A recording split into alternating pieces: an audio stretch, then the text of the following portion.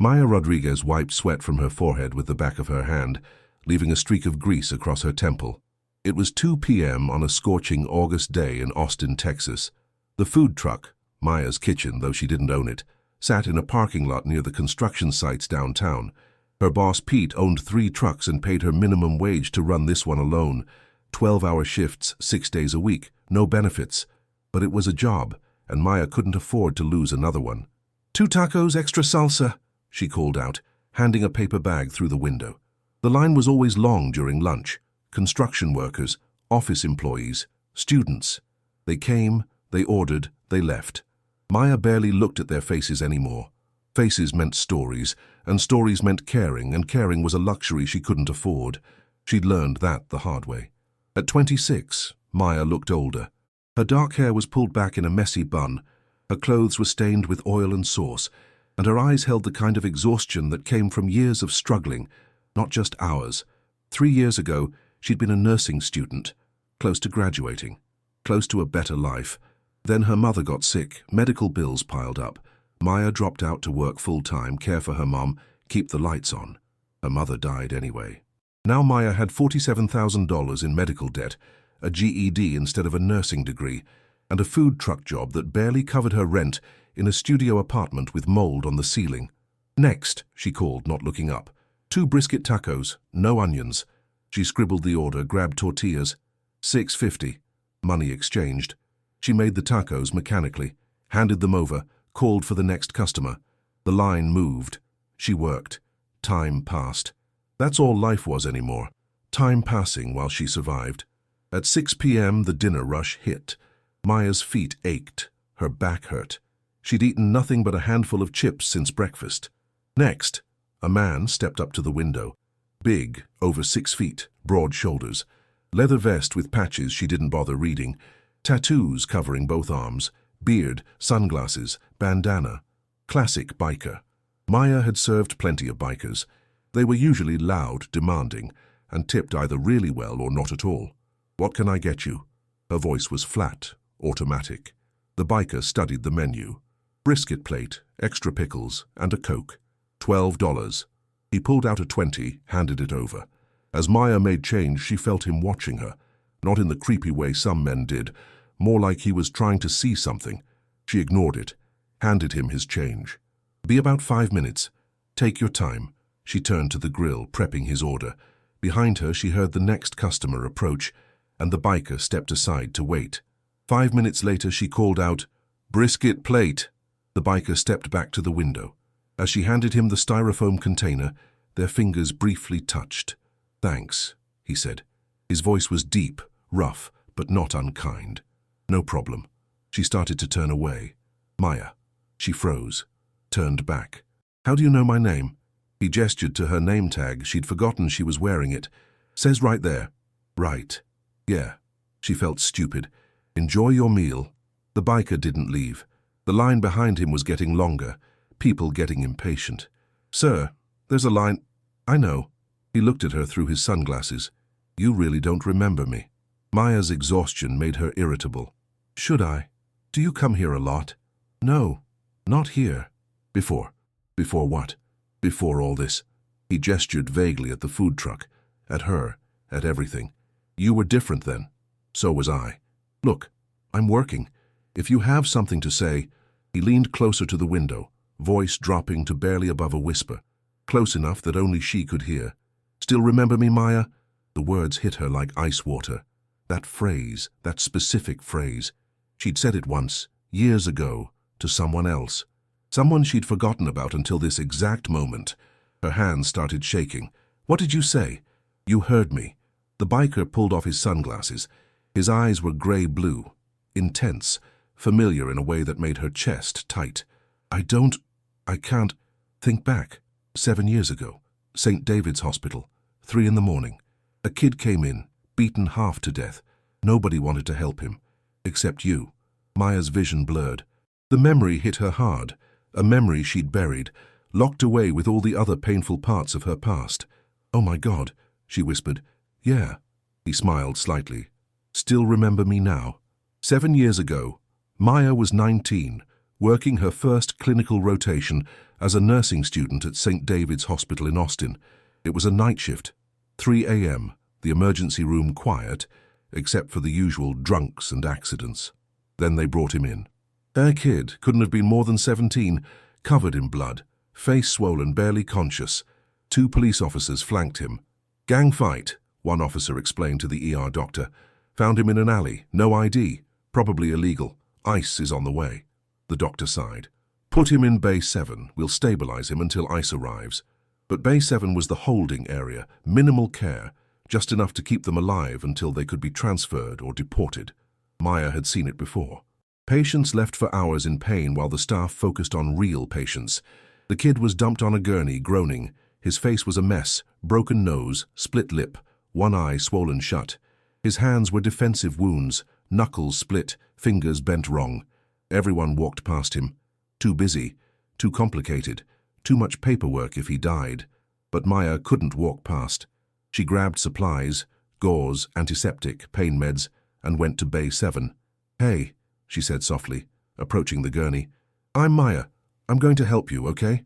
The kid's one good eye opened, focused on her with difficulty. He tried to speak, coughed blood. Don't talk. Just breathe. I've got you. She worked quickly, cleaning wounds, checking vitals, administering pain medication she probably wasn't authorized to give. She splinted his fingers, stopped the bleeding, monitored his breathing. Why? He managed to whisper. Why help me? Because you're hurt. That's enough reason. They said, ICE coming, they'll send me back.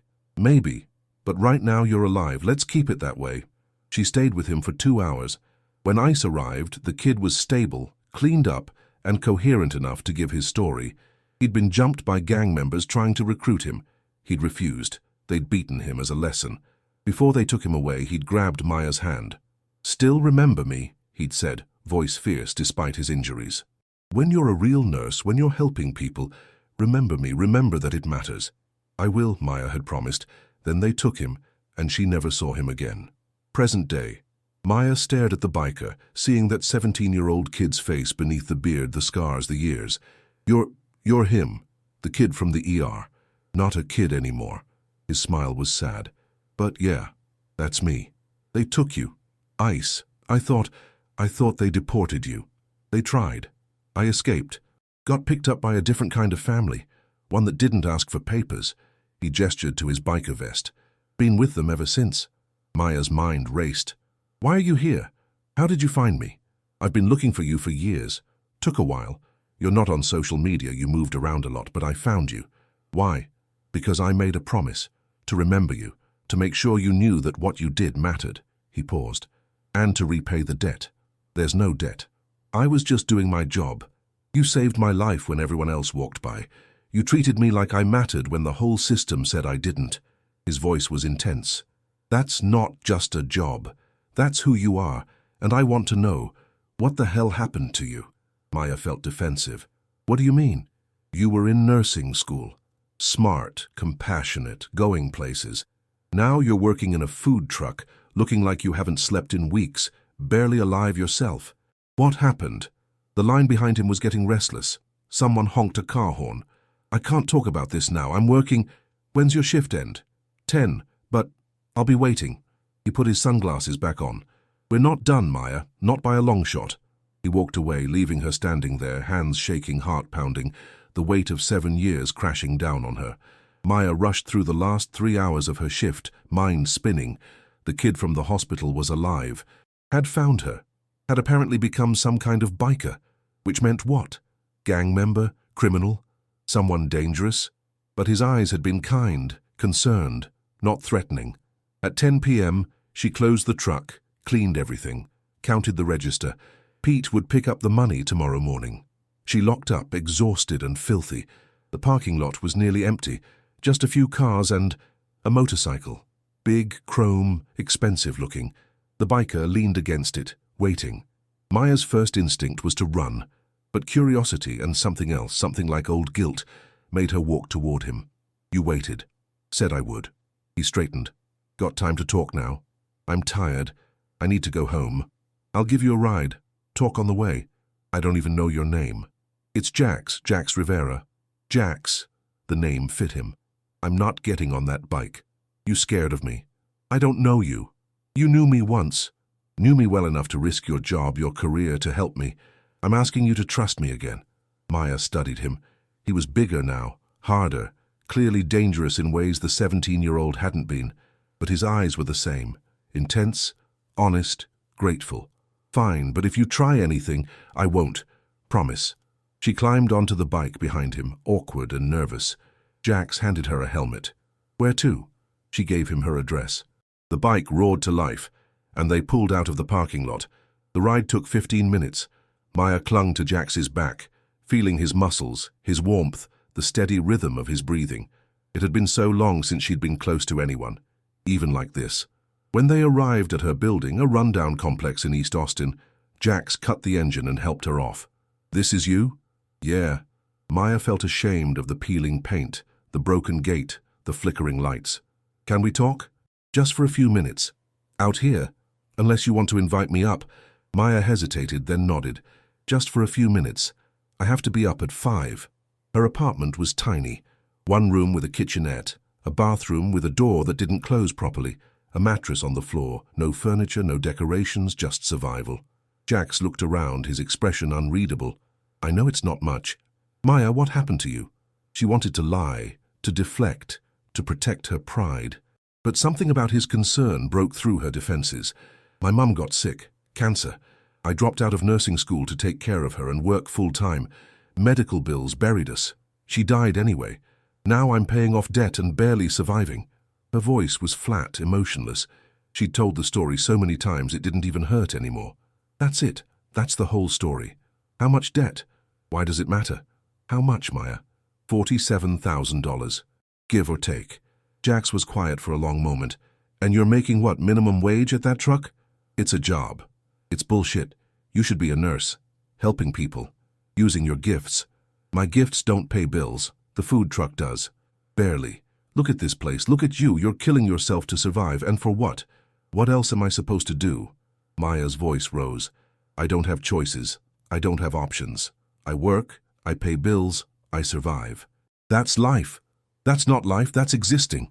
Well, it's all I've got. She was shouting now, years of frustration pouring out. Not everyone gets to ride motorcycles and wear leather vests and do whatever they want. Some of us have to actually work. Jax stepped closer, voice soft. I work too, harder than you think, in ways you can't imagine. And I've built something powerful, something real. Let me help you. I don't need charity. It's not charity. It's repaying a debt. There is no debt. You saved my life, Maya. You risked everything to help someone everyone else had written off. That matters. And I'm not going to watch you destroy yourself when I have the power to change it. What power? You're a biker. What? You're going to rob a bank for me? Something like that. He smiled slightly. But legal. Jax pulled out his phone, showed Maya a photo. Recognize this? It was a massive building. Industrial, modern, professional. A sign read, Rivera Logistics and Transport. What is this? My company. I own it. We handle shipping, logistics, warehousing for businesses across Texas. Started with nothing. Built it over 7 years. We do about $50 million in revenue annually. Maya stared. You own a $50 million company? Give or take. The biker thing. He gestured to his vest. That's the club I'm part of. We started as a support network for immigrants and people the system failed. Now we're a brotherhood. Some members work for my company. Others have their own businesses. We help each other, protect each other. So you're not criminals. We're not saints. We've done things we're not proud of, but we're not what you're thinking. We're businessmen who happen to ride motorcycles. Maya's head spun. Why dress like that if you're legitimate? Because I never forgot where I came from. Because looking like this reminds people that success doesn't require a suit. And because it keeps me connected to the community I serve. He sat on the floor next to her mattress, and Maya joined him, too stunned to stand. I spent 7 years building this. Every step, I remembered what you said, that helping people matters. So I built a company that hires people like I was, immigrants, ex-cons, people society discards. I pay fair wages, provide benefits, give second chances. That's incredible. I learned it from you. You didn't see a criminal or an illegal or a problem. You saw a kid who needed help. That's how I try to see everyone. Maya felt tears threatening. I'm happy for you, really, but I don't understand why you're here. Because I owe you. Because without you I'd be dead or deported. And because... He looked at her directly. The woman who saved me deserves better than this. Deserves more than barely surviving. Jax, I appreciate the sentiment, but my problems are bigger than you can fix with a job offer or... I'm not offering a job. I'm offering partnership. What? My company needs a director of human resources and employee wellness. Someone who understands healthcare, who cares about people, who has the compassion to see employees as humans. That's you. I'm not qualified. I never finished nursing school. You have 3 years of clinical training and 7 years of real-world experience navigating the healthcare system. You know insurance, billing, patient care, and more importantly, you have empathy. That's worth more than any degree. What would this job pay? Starting? $80,000 a year, full benefits including healthcare, plus profit sharing. Within 5 years you'd be making 6 figures. Maya couldn't breathe. $80,000. That was more than double what she made at the truck. That was enough to pay off her debt, move to a real apartment, breathe. Why would you do this? I told you, I'm repaying a debt. This is too much. I can't accept. Maya. Jax took her hand. You saved my life. Let me save yours. Maya pulled her hand away. I need to think about this.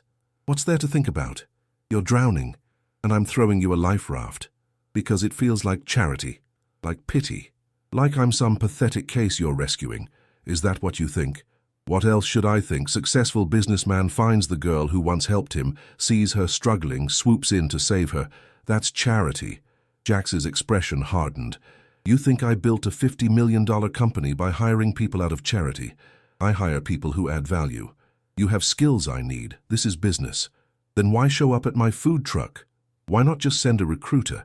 Because I wanted to see you, wanted to know you were okay, and when I saw you weren't, yeah, that motivated me to act. But it doesn't change the fact that you're qualified, that my company needs you, and that this is a legitimate opportunity. Maya stood pacing the small space. Let's say I believe you. Let's say this is real. What happens when I fail? When I can't do the job? Can't meet expectations? Then I've lost the food truck job, failed at this, and I'm worse off than before. You won't fail. You don't know that. I do. Because 7 years ago, you saw a beaten kid everyone else ignored, and you didn't hesitate. You didn't overthink. You just helped. That instinct, that compassion, it's still in you. It's just buried under years of survival mode. Jax, I'm not asking you to trust me. I'm asking you to trust yourself. To believe you're worth more than minimum wage and a mattress on the floor. To believe the woman I met 7 years ago is still in there somewhere. Maya felt her walls cracking. What if I'm not that person anymore? Then you become her again. Step by step. She sat back down, exhausted. I don't know. Sleep on it. I'll come by the truck tomorrow. You can give me your answer then. Jax stood, heading for the door. As he reached it, Maya called out, Jax? Yeah? Thank you. For remembering me. For caring. Always. After he left, Maya lay on her mattress staring at the ceiling, her mind racing. Could she do this? Could she take the risk? Or was she too broken to try? Maya didn't sleep that night.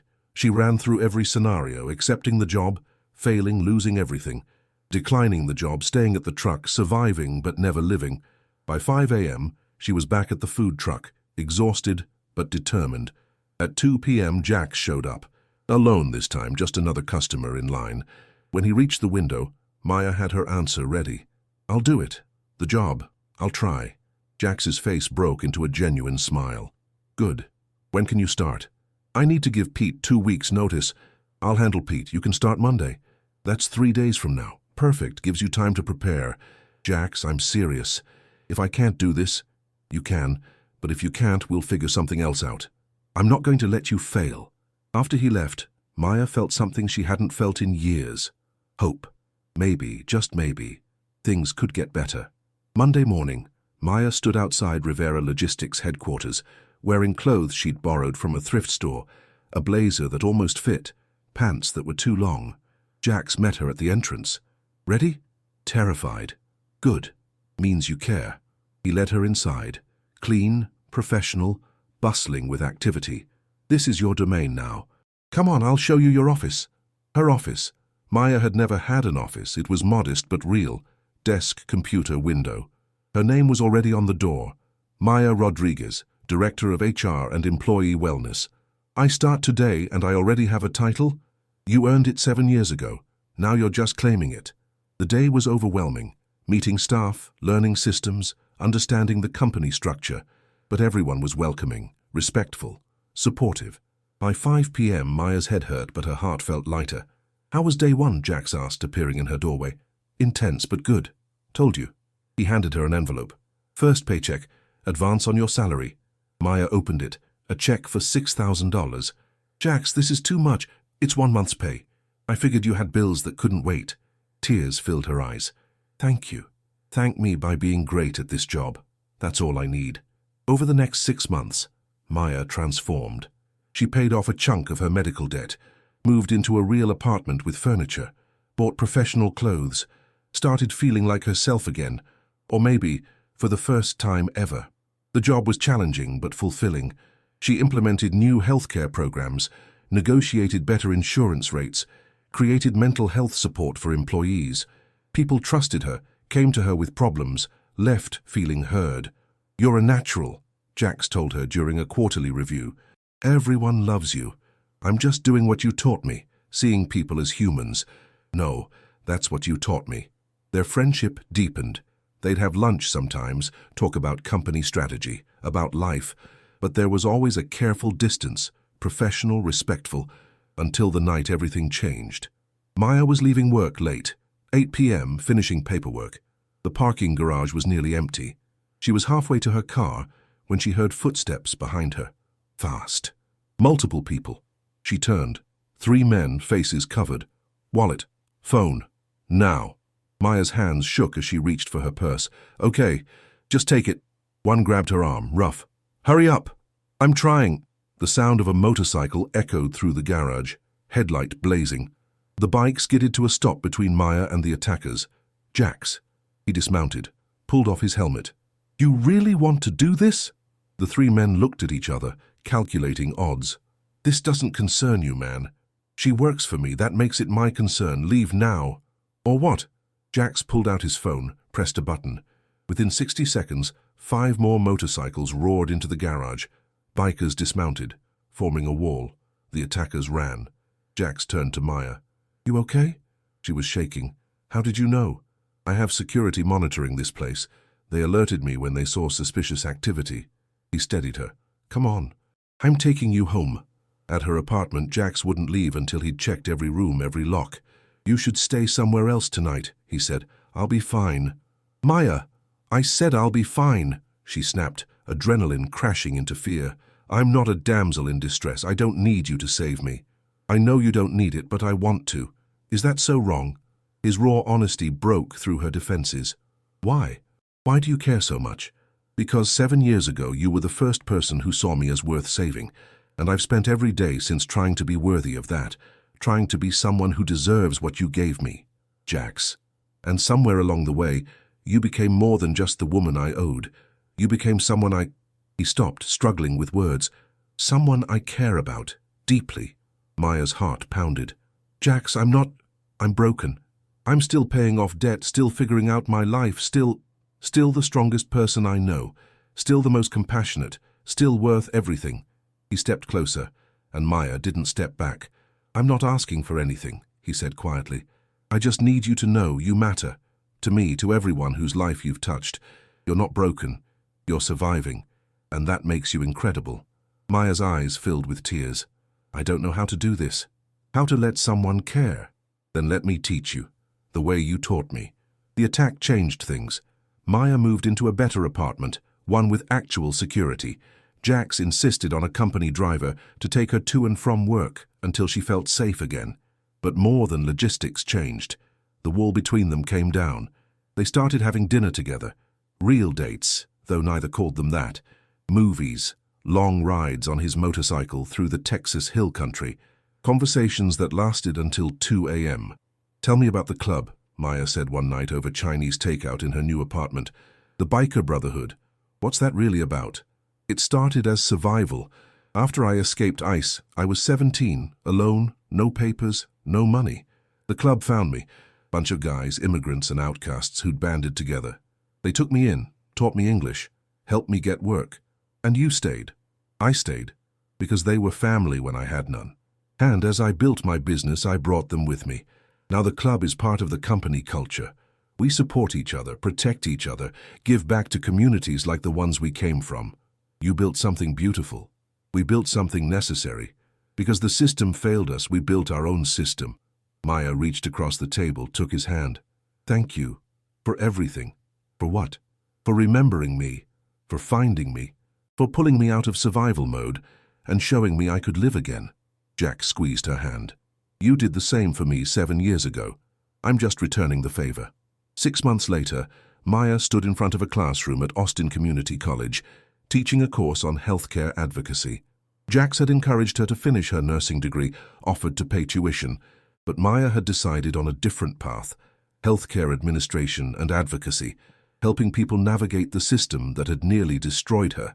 She'd also started a non-profit, funded partly by Rivera Logistics, that helped families with medical debt get financial counseling, payment plans and support. You're doing it, Jax told her after her first class, helping people the way you helped me. It feels right, like I'm finally where I'm supposed to be. You are. And Maya? He pulled out a small box. Jax, what? I know it's fast. I know we've only been officially together for 6 months. But I've been looking for you for 7 years. And now that I've found you, I don't want to waste any more time. He opened the box. A simple ring, elegant and beautiful. Marry me. Not because I saved you or you saved me, but because we saved each other. Because we're better together than apart. Because I love you. Maya's tears flowed freely. Yes. God, yes. 1 year later, Maya stood in St. David's Hospital, the same emergency room where she'd helped a 17-year-old kid 7 years ago. But she wasn't here as a student or patient. She was here as a donor. The Rodriguez Rivera Medical Fund was launching today, a program that would pay medical bills for uninsured patients, provide translation services, and ensure no one was turned away because they couldn't pay. Thank you all for coming, Maya addressed the small crowd. Hospital staff, community leaders, Rivera Logistics employees. 7 years ago, I was a nursing student who helped someone because it was right. Today, we're making sure everyone gets that same chance, that no one is invisible, that everyone matters. Jack stood beside her, pride radiating from his expression. After the ceremony, they walked through the ER. Maya saw Bay 7, the holding area where she'd treated Jax all those years ago. Full circle, Jack said. Yeah, but better this time, because you're not doing it alone, because we're doing it together. They left the hospital hand in hand, heading toward the motorcycle parked outside. Where to? Jax asked. Home. Our home. They'd bought a house 3 months ago, modest but theirs, filled with laughter, plans and hope. As Jax started the bike, Maya wrapped her arms around him, thinking about the journey that brought them here. A poor food truck worker, barely surviving. A biker in line, apparently just another customer, until he whispered 3 words that changed everything. Still remember me. Those words had reopened a past she'd buried, revealed a future she'd never imagined, and connected 2 people whose lives were intertwined by a single moment of compassion 7 years earlier. Maya had saved Jax when he was 17 and broken, and Jax had saved Maya when she was 26 and drowning.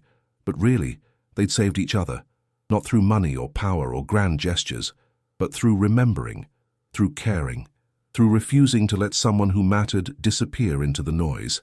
Ready? Jax called over the engine. Always, Maya said. And they rode off together, not toward happily ever after, but toward the real work of building a life, a partnership, a legacy of helping others the way they'd helped each other. Because sometimes the smallest act of kindness creates ripples that last forever. Sometimes the person you save comes back to save you, and sometimes 3 whispered words, "Still remember me," are enough to rewrite 2 destinies and prove that compassion, once given, never truly dies.